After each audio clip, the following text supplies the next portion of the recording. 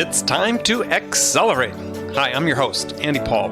Join me as I host conversations with the leading experts in sales, marketing, sales automation, sales process, leadership, management, training, coaching, any resource that I believe to help you accelerate the growth of your sales, your business, and most importantly, you. Hello and welcome to Accelerate. I am excited to talk with my guest today. Joining me is Edward Nevraumont. I put a little French twist on that, sorry. He's a speaker, an author, a consultant with a long track record of success at companies like P&G, McKinsey, Expedia, and my favorite actually, Concord Confections, because they were the makers of double bubble gum. So Edward, welcome to Accelerate. Great. Thanks to be here. So did you get a lot of free samples when you worked at Concord Confections? I did. We had the candy factory and the head office were attached in the same building. So if you ever wanted free gum, you could walk into the factory and pick free gum right off the line. What does a bubblegum factory smell like? It smells an awful lot like bubblegum. The first day I walked in for the interview, I walked into the building and it was just an overwhelming powerful smell of bubblegum. And my first thought was, I don't think I can work here. I don't think I could work all day long with this powerful smell. But what was interesting is after working there for a few months, the smell just went away. And it wasn't that the smell went away. It was that your body just became used to the smell, that you didn't even register when you walked in the front door that the smell was there. I think our bodies just are so prepared to measure or to recognize unusual things or unusual smells that we don't normally associate with, that it just immediately put that smell into the background, and it was totally fine. But when I went in for that interview, it was overpowering.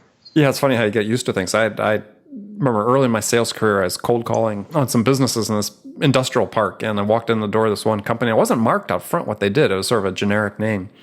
And you walked in the door, it just about knocked me to my knees, how horrible it smelled. And they were making dog food, dried dog food, which I don't know what goes into it, and I was thinking I couldn't get out of there fast enough. And yet, there are hundreds of people working there perfectly content. Yeah. And not just content, it goes away. It was amazing to me. It went away, like that you wouldn't smell it at all. All right. So let's jump into it. Take a minute, maybe introduce yourself and maybe tell us how you got your start in sales and marketing and so on. Yes, I fell into it a little bit. When I was in college, I was majoring in physics, not knowing what I was going to do with my life. And my housemate at the time was in commerce, and they invited him to these corporate events where they'd go and give you free food and free drinks. And I was a very poor college student, and he said, "Hey, you want to come with me and get some free food and drinks?" And I said, "Absolutely."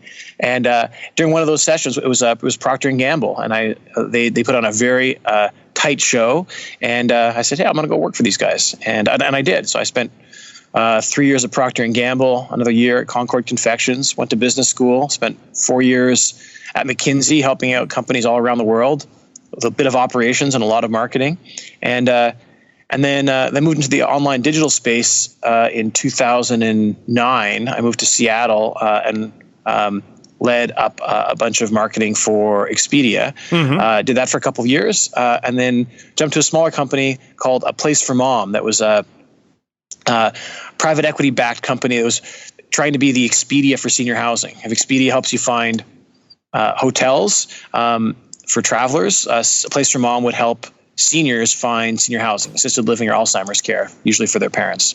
And so I spent 5 years turning them around, fixing up their business, turning them around, growing them, and it was a ton of fun. So far in my career, every job I've had has been the best job I've had. Hopefully, I just keep that up.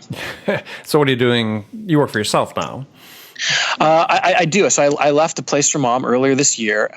And we kind of successfully turned it around, and the work was done. And so since then, I've been working on a book and doing a bunch of consulting, helping out a lot of Warburg Pincus is a company that owned A Place for Mom, and I've been helping out their other portfolio companies a week here and a week there, sometimes more than 1 week. My travel schedule has gotten a lot worse for the last 6 months or so while I'm kind of figure out what I do with my next thing, and it's been a fun 6 weeks. All right, so 6 months. You caught my eye because some of the stuff you've written is, I do a lot of research online, looking for guests and so on, and I came across some of your writing, and it's like, okay, this is really interesting because here's somebody that's really a skeptic or a contrarian, if you will, about lots of the current sort of hot trends in marketing and sales. So how did this come about? So I come at marketing from a very data-driven place, right? So again, I majored in physics in my undergrad. I double majored in finance and PhD quantitative level marketing in business school. I spent 4 years at McKinsey. McKinsey charges ridiculous rates to clients, and you can't charge ridiculous rates and give your opinion. You need to have data to back it up. So I come from a very, very data-driven place, and I think marketing is in that place right now, but it's in the early stages of that place. I think in the 1970s, if you were in finance, you were a wheeler dealer. And in the 80s, all of a sudden data came into finance and it totally changed how finance was done. The same thing happened in medicine probably in the 1950s. Marketing is happening now. Up until the early 2000s, marketing was very much a qualitative profession. People decided what colors were better based on feelings. Lots of I call it fake data was thrown behind it, because what would happen is that the CFO would say, hey, before you spend that budget, give me some numbers to back it up. And so we went out and did market research, or we did conjoint analysis, or we did any number of these kind of analytical marketing things. And sometimes the math on those things was hard. But what wasn't true is that these things had any relation to impact. Nobody did the actual effort to say, hey, does segmentation work? Does conjoint actually predict anything? Does your business run better if you do these things? And instead, it was kind of math for the sake of math, so that you could impress people internally with putting some numbers behind things, so you can get approval for your big budgets. Okay. I kind of bought into that a little bit because, hey, I'm a math guy. I love that stuff. But as I dug into it more, and as I spent more time helping companies, I realized that where our gaps came from was far less often it was a lack of math, and far more often it was a lack of common sense and simple things.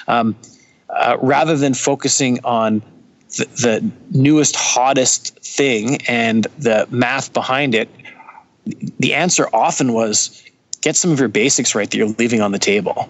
And I'm happy to spend the rest of this conversation talking about examples of that. Well, yeah, let's do it. I mean, I was going to run through some of the things that you've written about that I thought were really interesting, sort of myths that you take on. And so one is you say that, and you can bring up stories in the context, I guess, is one you say that good is better than excellent. So what were you talking about there? Was it specifically about marketing, or it could be about, sales, could be about anything? It's actually about all sorts of things. The pattern repeats itself many, many times, like many things in the world. So saying that good is better than excellent is a bit of a it's a bit of a marketing statement, right? Yes, because it's catchy, and so on. And obviously, better is better than not better, right? Like in everything. But we don't actually have the choice between being good and excellent. We have the choice between trying to be good and trying to be excellent. And trying to be excellent is oftentimes the worst, the not as good a choice as just trying to be good. Because what happens is we can only do things and we hope that those things lead to excellence, but oftentimes they don't. And we get caught in the spiral of the things that we can do to lead to good are often very clear. The things that we can do to lead to excellent often aren't. And so we try to do more of the things that lead to good, hoping that excellence comes, and it often doesn't. Or we try to chase new fancy things, hoping that leads to excellence, and it often doesn't. And that chasing of excellence often distracts us, so that all the stuff that we could do to lead to good, that we know what to do, we don't do. And so you end up being in a worse place by trying to be excellent than just trying to be good.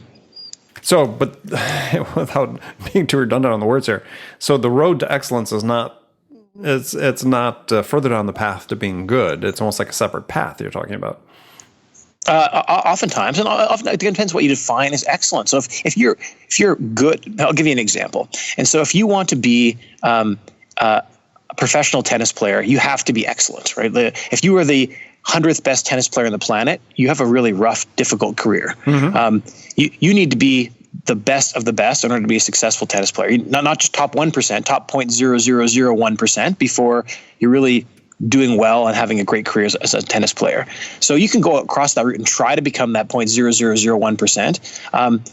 but there's no path to get you there, right? Like there's a bunch of stuff that you need to do in order to have a chance at doing that, but there's no guarantee that you're going to get there, and it's almost a guarantee that you won't, right? It's a bit like running the lottery. Right. Even if you spend 10,000 hours. Even if you spend 10,000, in fact, Malcolm Gladwell has come out to say something along the lines of that he was surprised that meme came out of that book. He was not expecting that. He's basically said that, hey, 10,000 hours is the minimum you need, but 10,000 hours doesn't guarantee anything, and he's totally right. He spawned a whole other book with Jeffrey Colvin. So that's right. Or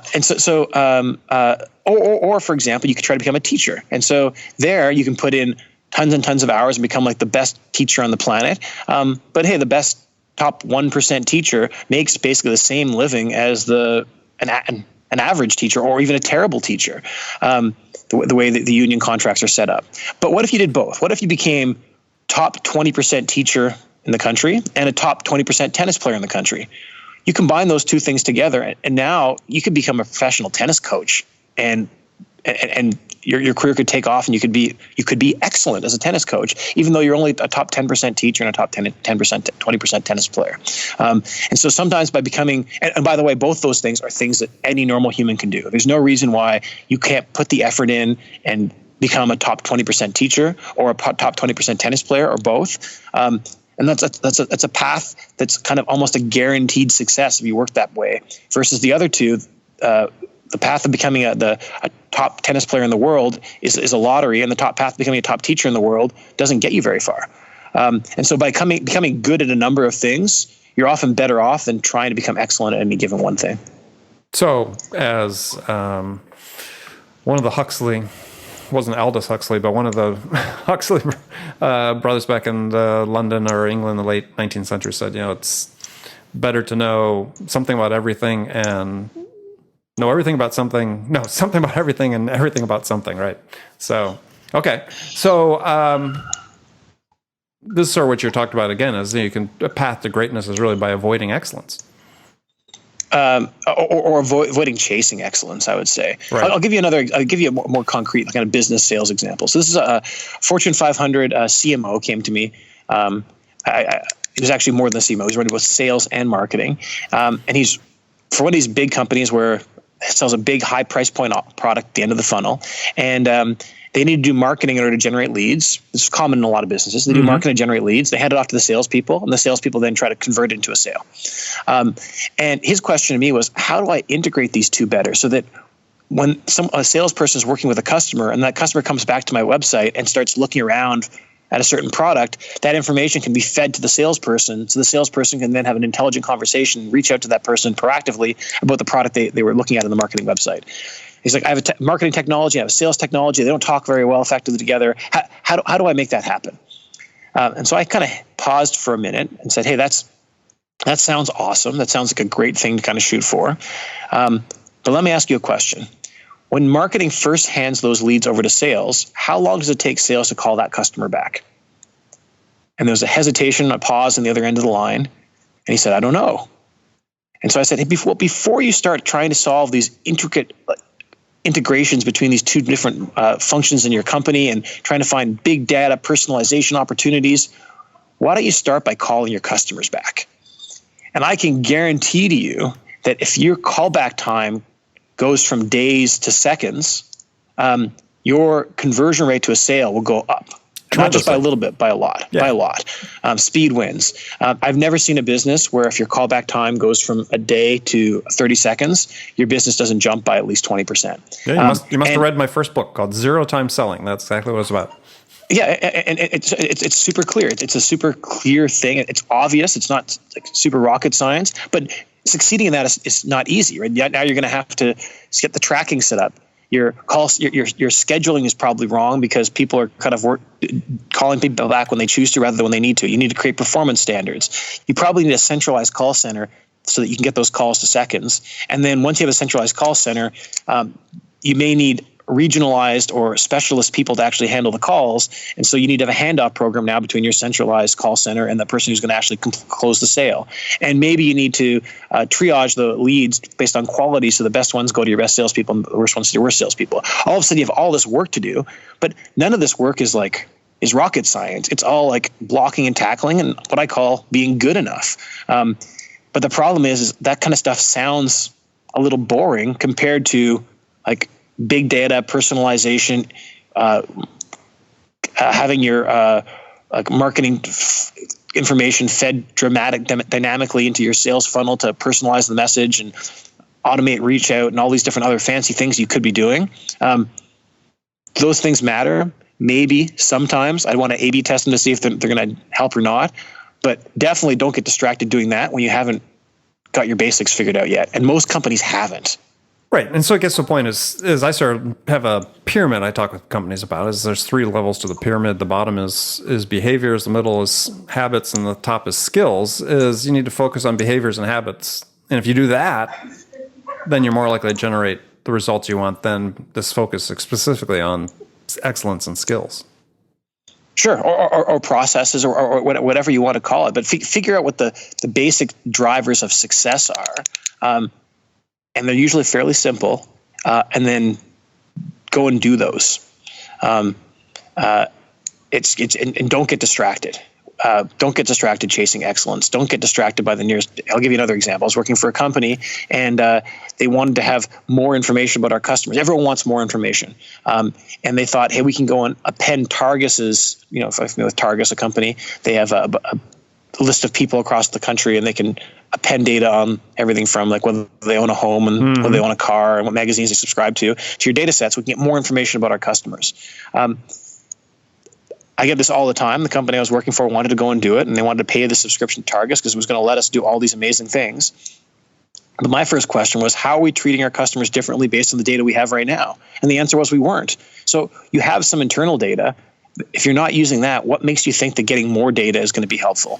We have this desire, people have this desire to go and do things and to get more. And sometimes that feels like it's the right thing to do versus just using what you already have. And only after you've used what you already have and you've run out of like good enough things, would I challenge companies to go after things that are better than good enough. It doesn't happen very often. And even big companies. So again, I was at Expedia, and big, huge, multi-billion-dollar company that dominates the space they were in. When I got there, they had what they called the Elite Plus program. So like they're the top customers at Expedia. And so if you were like top 1% of a user of Expedia, they'd put you into this Elite Plus program. If you remember the Elite Plus program, we sent you 4 emails a year telling you were a member of the Elite Plus program. And that was the extent of the benefits of being in the Elite Plus program. And so before, again, one of the things they tasked me with is like personalization of the website. I'm like, hey, before we start personalizing the website, why don't we develop a benefit for the customers who are elite customers that we're telling them are so awesome? And again, it's not telling you to be amazing. It's telling you, hey, be good enough, provide a benefit. And that turns out to be a lot of work. Like we ended up visiting hotels across the planet, trying to sign up independent hotels to upgrade to best available room all of our elite customers. And we did it, and we were successful, but it took years. And only after all that work's done can we start talking about things like personalizing the website. Yeah, I mean, I think about that from a sales and marketing standpoint, or sales perspective, and a purchasing perspective is you talk about this good enough phenomenon, and this, a lot of this emanates from work that Herbert Simon did and research about people making decisions, satisficers, maximizers, and satisficers are people that make the good enough decision. I mean, that from a sales perspective actually is sometimes the preferred outfit or preferred outcome. I mean, if you can be that one that calls them back in 3 seconds, you capture their attention, you discover, you start building that rapport. If they're prepared to make that good enough decision, then they eliminate the incentive to go talk to your competitors. So the good enough can become a great outcome for sales. It's good enough is often enough. The other thing I'll say is good enough is often hard enough. It's hard enough to be good enough before you start trying to be better than good enough. Get that first thing done. Email, again, another sales channel. It's a great example of this. So many companies I talk to want to talk about how they can personalize their email. By putting the first name in on a mail merge. Oh yeah, you saw that came up. Trump's email that came out yesterday. No, what was that?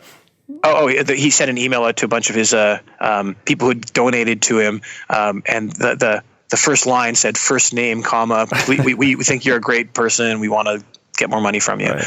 That type of stuff happens all the time, right? Like fix that stuff. But more importantly, like why do people open emails? Well, because the email has good content for them. Either it's a great sales deal, or it's fantastic information, or it's super entertaining. There's some reason to open it that has like that, because the content in that email is good. There are two ways to do that. One is you can personalize that message to make it like personal for that person, or two is you can make good content that's good that a wide variety of people would like to open. And this. People think that the answer is personalization oftentimes, but if you want to make something personalized and you want to segment your customer list into two, you now need to make twice as much good content, because just because something's personalized doesn't mean it's good. And so the first step is making content that's good. And so many people skip that step and jump straight to like, how do we personalize this to make sure everyone's getting these unique emails? I say, well, stop. Let's make one good email first. After you can make a good email that goes to your whole base, then we can talk about whether you can make two good emails that go to your whole base that are personalized and trying to segment them all. But you've just taken your difficulty level up by 4 in order to split your base into 2, because you need to figure out, you need to make twice as much good content, and you need to figure out which piece of content goes to which person. Before you do all of that, why don't you start with making one piece of good content, which is where most companies fall down. I mean, again, so basic, but makes so much sense, is that, master the basics. I mean, I focus on that from the sales perspective, master the basic sales behaviors before you worry about, some more advanced skill that you need to master or become excellent at. Yeah, and I'll throw one more in, which is that we don't know what excellence is. One of my favorite examples, and we'll leave business and marketing and look at kickers in the NFL. And so how would you decide which kicker in the NFL today is the best kicker in the NFL? Give me your take on how you'd do that. Gosh, you would think percentage made, right? Successful attempts, right? Sure. And then maybe you want to even add that based on some sort of difficulty factor, because the guy who's kicking all his field goals at 20 yards is probably not as good versus the guy who's like 50. Doing it at 60 yards, right? So you could do that, right? So you can add in a difficulty factor based on what they had to hit that year, and then figure out who's been most successful last year at hitting those field goals. And the guy who was hitting it at the adjusted rate of 90% is probably going to be better than the guy who's hitting it at an adjusted rate of 40%, right? Mm-hmm. Turns out, so then what you'd say is, okay, if that was true, then if we took the guy who had hit 90% this year, we would assume that he's going to be better than average, better than the guy and there's another guy who hit 50% this year. Which guy is going to be better next year? Like, that's what we really care about, right? Predicting past performance is one thing. We want to predict future performance. And we assume the guy who was 90% last year is going to be better than the guy who hit 50% last year, next year. It turns out that's not true. It turns out that there is zero correlation. Actually, there's a slight negative correlation from season to season in kicker performance. So the guy who hit 90% this year is actually likely to be slightly worse than the guy who hit 50% this year. Interesting. So what accounts for that? No noise. It's the number of data points that we have aren't big enough for us to know which kicker next season is going to be good. What we do know, however, is that if you or I were kickers in the NFL, we would be the worst kickers in the NFL. I can guarantee that, right? And not only would we be the worst kickers in the NFL, if they decided to keep us in for more than one season, we would be the worst kickers in the NFL every season we were in there. Our correlation would be extremely high from season to season in how bad our performance was. And so how do you reconcile those two things? How do you say, hey, our performance will be highly correlated, but the existing kickers performance is not correlated at all from season to season? And the answer comes back to my good enough, is we are good enough at figuring out who is a good kicker. We can figure out who's good enough to be in the NFL. But once that gets to that high level of ability of like people who are in the NFL, our ability to differentiate who the good kicker in the NFL is and the great kicker in the NFL is disappears. Our metrics no longer work.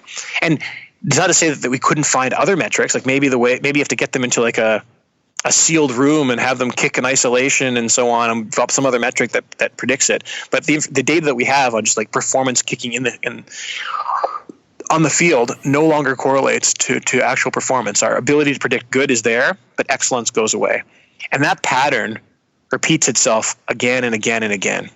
So what about sales? What about sales? I mean, the thing is, there's never really a level playing field because, some people may have better territories or different accounts they work on and so on. But I mean, how do you apply that same concept, let's say, to sales? It's a good question. So I have not found a good data set to do this on. What you'll find oftentimes, at least the data sets that I have worked on in sales, is that performance does correlate among salespeople from like period to period. But not from year to year, or call whatever period you do, from month to month or from year to year. Yeah, you do see correlation in sales performance from group to group to group to group.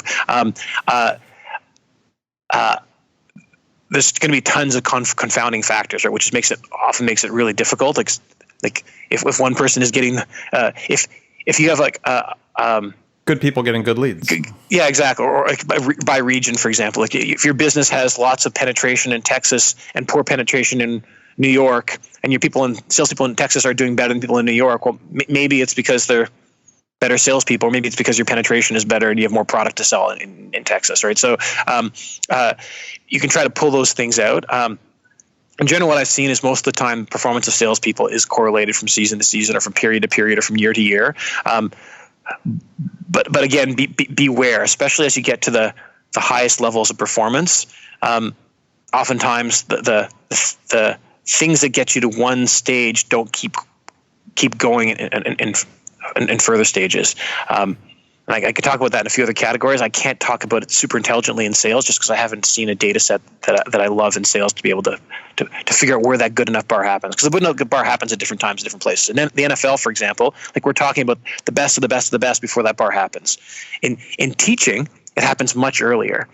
And so if you look at tests in the United States that look at the teacher's knowledge of mathematics, call that on your x-axis from like terrible to fantastic knowledge of mathematics. And then you look at student performance and how students they teach, how well they improve in mathematics, called the annual improvement by having that teacher. There's zero correlation. So the teachers that are the worst in knowledge of mathematics are no worse at teaching mathematics, and this is at the elementary school level, than teachers who are the best at mathematics. The driver of success is not knowledge. The driver of success must be something else: teaching ability, emotional connection with students, something else.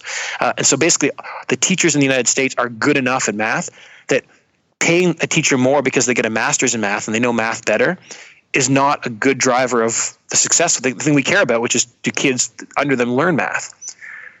That's not true internationally. So similar studies have been done in Peru in Indonesia, and their knowledge of math is highly correlated to how well their students learn math at the elementary level. And it's not too big a leap to guess why. And it's that the worst teachers in America are still good enough at math, whereas the worst teachers in Peru and Indonesia just aren't good enough yet in math. And so once again, the bar kind of keeps going up and up and up until it hits this kink. And when the kink happens, the metric you've been measuring doesn't correlate to the metric you care about anymore, and you need to find a new metric. Well, it's interesting. I was just thinking about that. Since we have largely a sales audience, think about that in the sales context. Is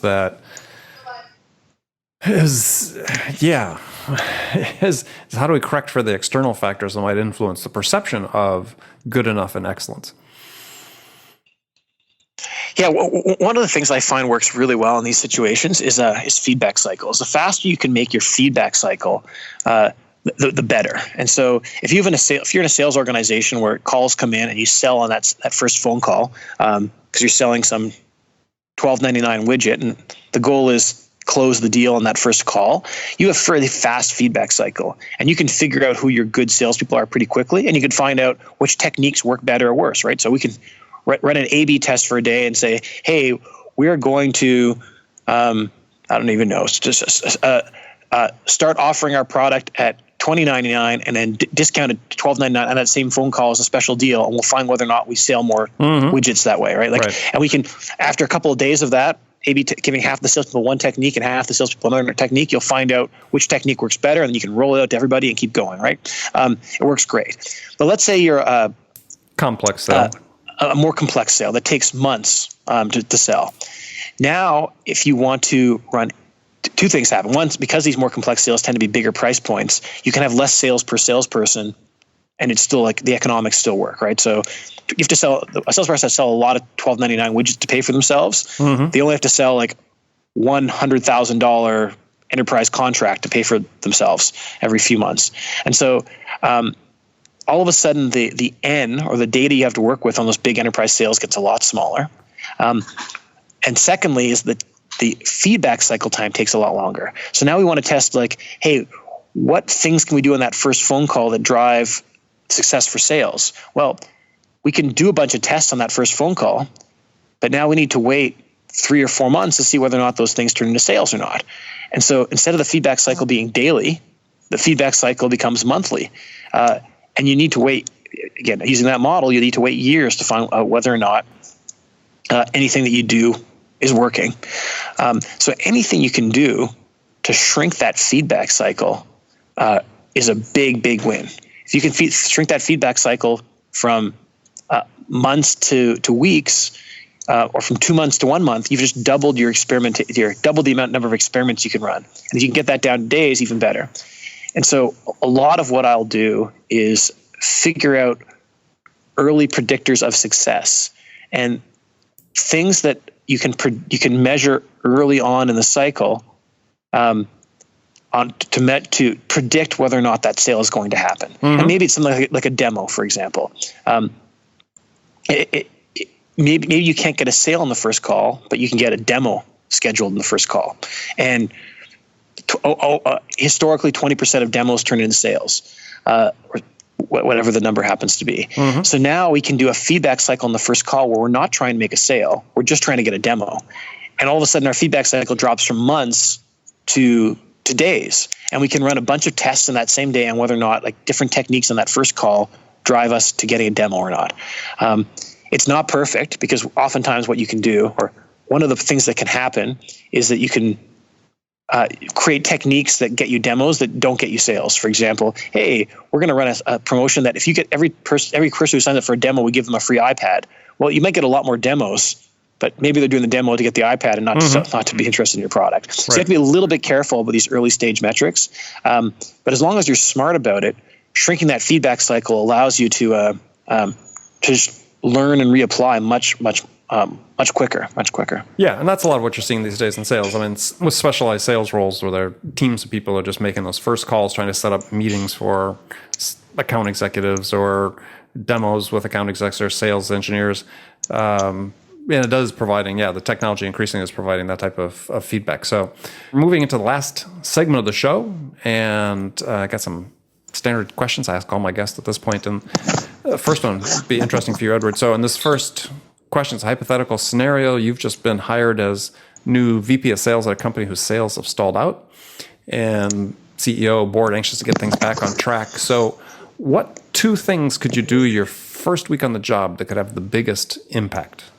So the first thing you need to do is build your sales and marketing funnel.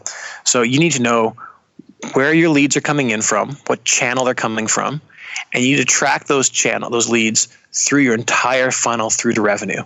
And you need to do that in 2 different ways. You need to do it one which is, I call it your activity view. So in the month of July, how many leads do we get from each marketing channel? How many of those leads turned into, call them marketing qualified leads? How many turned into sales qualified leads? How many of those sales qualified leads turned into, say, demos? How many of those demos became high profile opportunities, and how many of those high profile opportunities turned into sales? How many of those sales end up getting billed? How much revenue do we collect? And once you get that basic funnel information collected, you can usually diagnose where problems are or where opportunities are. And so you'll find, hey, this marketing channel, and how much you're spending on each of these different places, both in terms of marketing dollars and sales costs. And you'll find out, hey, in this particular channel, we're spending $1 to make $10. Is there an opportunity for us to spend a lot more? Meanwhile, somewhere else, we'll be spending $1 to make 50 cents, and maybe it's a time to turn that off.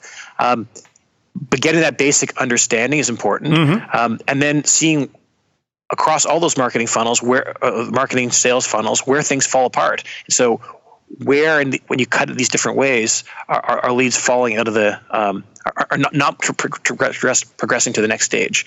And usually the ones where you see those big drop-offs are where there's opportunities. But until you have that, you're scrambling a little bit in the dark. And again, most companies I've talked to don't have that structure built out. I've spent the last 6 months basically going and helping companies as varied as SaaS for small business, through to education companies, through to marketplaces, and all of them need this same thing. Okay, great answer. So now some rapid fire questions. You can give me one-word answers if you wish, or elaborate. The first one is, when you, Edward, are out selling your services, what's your most powerful sales attribute? I don't sell anything. I stopped selling a long time ago. So, I try to share and give away as much of my knowledge as possible. And if someone, after finding out or hearing about that, decides they want to pay me for more engagement, I'm happy to have that conversation. But I don't think I sell anymore. Well, that's how you sell. Perfect. So what's one book you'd recommend that every salesperson read? So there's lots of, I read a book a week. There's so many opportunities, but I'll try to find one that's a little, I'll give you two. They're a little both off the little beaten path that probably people haven't heard of. One is by Duncan Watts, called Everything is Obvious Once You Know the Answer. Love that. And fascinating book that basically says our ability to predict the future is much worse than we think, and our ability to predict the past, we pretend we're much better than we actually were. It's kind of like a thinking man's tipping point, I call it. And then the second is a book by Byron Sharp called How Brands Grow, and I think it's the best book out there for understanding how marketing actually works versus the BS that you're often fed. Excellent. Okay. So last question for you. What music's on your playlist? Alexander Hamilton, the musical. It's about the only thing I listen to these days. Have you seen it? I have. I actually wrote a blog post about how I managed to get center theater 10th row tickets for $400 just before Lynn left the show. Oh, excellent. And how'd you do that? Well, you should read the blog post. It was quite an adventure, but it involved traveling to New York and talking to people in the cancellation line, and convincing somebody to only be their guest. But it was definitely an adventure. I went through like 4 or 5 false starts before I found a successful solution, and it was definitely worth it. Yeah, no, I've seen it as well. Or you could do the lottery. So the lottery works great, except you have to. There's no guarantee with the lottery unless you get really lucky. Yeah, and it helps to be living in New York City to do that. So, well, good. Well, Edward, thanks very much for being on the show. Tell people how they can find out more about you. I have two websites. One that I've kept recently updated, and one that has a lot of archived information. But begoodenough.com is my current site, and I have a earlier site that has a bunch of archived stuff called marketingiseasy.com. Got it. Well, great. Well, thanks for being on the show. And remember, friends, make it a part of your day every day to deliberately learn something new to help you accelerate your success. An easy way to do that is to make this podcast Accelerate a part of your daily routine, listening on your commute, in the gym, or as part of your morning sales meeting. That way you won't miss any of my conversations with top business experts like my guest today, Edward Nevraumont, who shared his expertise about how to accelerate the growth of your business. So thanks for joining me. Until next time, this is Andy Paul. Good selling, everyone. Thanks for listening to the show. If you like what you heard and want to make sure you don't miss any upcoming episodes, please subscribe to this podcast on iTunes or Stitcher.com. For more information about today's guest, visit my website at andypaul.com.